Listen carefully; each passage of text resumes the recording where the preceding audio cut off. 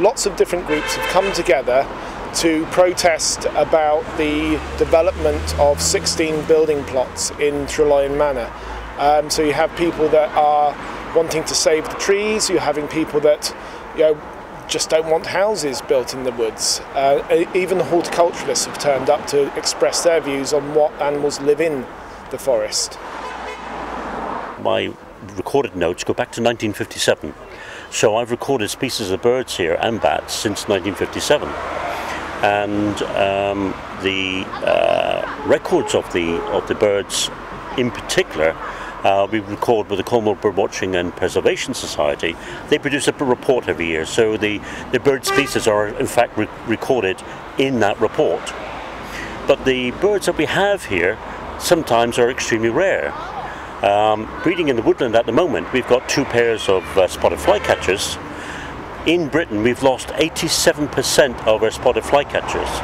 So these are not only important to Cornwall in general, but nationally, of national importance. And also it's a green corridor used by countless birds during the migration. In the spring I've had beautiful golden orioles which have come up from Africa, stopped here very briefly before flying on towards Eastern Europe. There's only 1 pair of golden orioles breeding in Britain at the moment, but the other thing, here only 3 weeks ago I had a honey buzzard came in across the bay, having travelled for over 500 miles over open water, stopped here in this woodland for 4 hours before flying over Mounts Bay, over Biscay and eventually to northern Spain. That's another 500 miles of open water that this bird have had to travel. So these little green corridors are essential for these birds to survive. There's only 4 pairs of honey buzzards breeding in Britain. So when we're looking at the species and rarities of the species, this is where it's really critical in supporting them. You know, some of us are really sick and tired of Cornwall Council being a dictatorship, and if you see the amount of support we've been getting, over 300 people already made a complaint before this protest, and the amount of cars that have beeped past for us to support us, I think shows that the majority of the Cornish community are in support of us and not the council's decision. Well, I'm hoping through public opinion, and Andrew George in 2 weeks he's holding a public inquiry at 6 o'clock in the evening at the Town Hall, the 24th of October. Through public opinion, I hope we can stop this, that we can all get together as a community and rescue the manor, maybe get funding from the outside to protect the manor so the trees don't get taken down through the Community Land Trust, preserve the manor, and then it can be used for the whole community and draw people in from the outside, tourism, the local children, school groups, and use it as it's a nest for the community, this building for the community. I work for something which is called a community land trust. And what a community land trust does is we try to find projects that would be best kept in the community, and if we can help raise the funds to help the development go ahead without taking down trees and building 16 plots.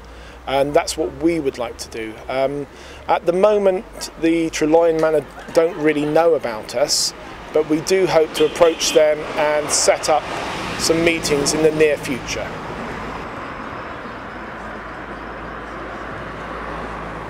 The Christian Guild, owners of Treloyhan Manor, have issued this statement. Christian Guild have noted and are concerned at the St Ives and Carbis Bay community's apprehension about the loss of trees, green spaces and the future of wildlife in the St Ives area. We have worked with experts and local architects, Poynton Bradbury Winter Cole, to create a scheme and entrance to the hotel that is not obtrusive from the road and delivers only minimal interruption to the green corridor into St Ives. The entrance will be in the same style, though much narrower than Tregenna Castle's entrance on the opposite side of the road, and will be flanked by Cornish hedges, a habitat for birds and wildlife. Under the scheme, under 70 trees will be felled. These will be replaced with 70 new trees on the Treloyhan Manor estate, which houses over 1,200 trees. Overall, there will be no reduction in trees on the site. We would like to thank the people of St Ives and Carbis Bay for their input.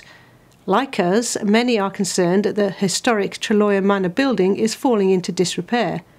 Treloyhan Manor is part of the community, with local firms involved in its restoration and supplying it, with local people working in the hotel and visiting it on a regular basis for activities, events and tea on the lawn. Like you, we would like Treloyhan Manor to occupy a place of historic significance and pride in the St Ives and Carbis Bay community. The purpose of our development plans is to renew and maintain the property and grounds and safeguard it for generations to come. That statement is signed by Kevin Mantle, Managing Director of the Christian Guild.